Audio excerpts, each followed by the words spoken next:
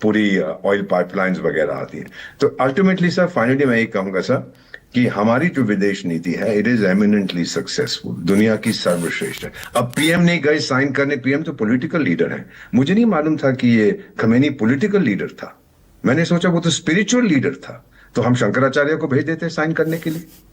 कुछ भी बकवास करनी है। You didn't know he was a supreme leader of that country.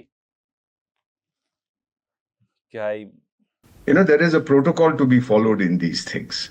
तो ये चीजें जब आपको ईरान से प्रॉब्लम लगती है दीपक जी? मुझे कोई प्रॉब्लम नहीं है, मेरे तो बहुत से मित्र हैं, मैं रहा हूं वहां पे सर, क्या तो प्रॉब्लम है? खामनेई से प्रॉब्लम रही है आपको क्या? मेरे को किसी से भी प्रॉब्लम नहीं, मेरे को उन हार्डकोर मुल्ला से प्रॉब्लम है जो जनता के ऊपर अत्याचार करते हैं, जो बच्चों को मार देते हैं, औरतों को मार देते हैं, हिजाब पहनो, ये सब चीजें। सर मैं डेमोक्रेट हूं, मैं इस देश में पैदा हूं। बच्चों को मार देते हैं, औरतों को मार देते हैं, एंड नेतन्याहू को अपना फ्रेंड बता रहे हो, मेरे ड्राइंग रूम में बैठा है। उससे बड़ा चाइल्ड किलर नहीं है कोई इस दुनिया में, उससे बड़ा टेररिस्ट नहीं है कोई इस दुनिया में।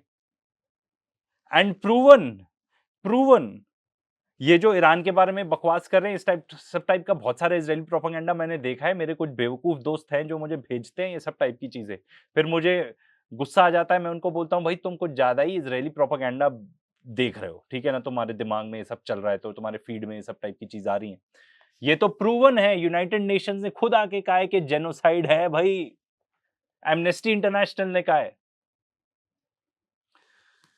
What is this guy talking about? मतलब अब मैं I know I can go on a huge rant के किस तरीके से इसराइल की पॉलिसी ही है बच्चों को मारने की। एंड जहां तक बच्चों को मारने की बात हो रही है, तो मिनाब स्कूल, जब वहां पे 160 से भी ज्यादा बच्चियों को मारा आपने, डबल टैप स्ट्राइक की। मैं बिल्कुल नहीं थकूंगा ये बोलते हुए, बिल्कुल नहीं थकूंगा। एंड आई एम सॉरी अगर आपको लगता है कि मैं रिपीट कर रहा हूं। नहीं नहीं नहीं, ये रिपीट करना पड़ेगा। And that is not the only school, उसके अलावा कितने स्कूल्स, हॉस्पिटल्स को और टारगेट किया उन्होंने, एंड आके ये बात कर रहे हैं। पर जहां पर हर लेकिन चीज। पर लेकिन दीपक जी, सवाल बड़ा बेसिक बुनियादी सा ये है कि यूएस और इसराइल कौन होते हैं किसी देश में घुस के वहां की जनता को ये बताने वाले कि आपके लिए भैया ये नेता सही है, आपके लिए ये नेता सही है, ये मुल्ला सही नहीं है, आप ये सिस्टम अपनाइए?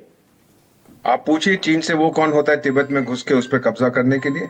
आप पूछिए रूस से वो कौन होता है पहले अफगानिस्तान में घुसने के लिए, उसके बाद यूक्रेन में घुसने के लिए। सर देखो चलो, ये जो चाइना टिबेट वाला है मैं उस पर कॉमेंट नहीं करूंगा, उस पर भी कुछ कुछ स्पेकुलेशन है, कितने साल पुरानी बात है, ठीक है। ये रशिया कभी नहीं घुसा अफगानिस्तान में, that was Soviet union at that time. Russia ने किसी के ऊपर कब्जा करने की नहीं कोशिश की। रशिया यूक्रेन में नहीं घुसा, यूक्रेन घुस रहा था रशिया के अंदर।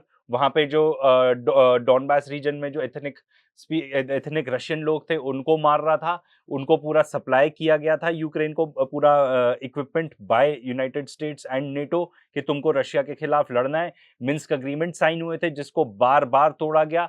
फुल फ्लेजेड उंगली की जा रहा है। And NATO expansion, most of all, आप नेटो एक्सपेंशन नहीं करते तो ये होता ही नहीं। आप बस ये बोलना था यूक्रेन न्यूट्रल है, कोई नहीं अटैक करने वाला था। Such a pathetic reasoning. And and पता है सैड बात बताऊं क्या है? ही वाज द एम्बेसडर, मतलब अमेरिका के ambassador to other countries. May be काम अपना अच्छा करते होंगे, बट फालतू का आके लोग बूढ़े हो जाते हैं, उनकी कोई सुनता नहीं है, तो they will just say anything to get attention. He is one of those. And इस पे एंड करते हैं, मेरा मन नहीं है और ये बकवास सुनने का।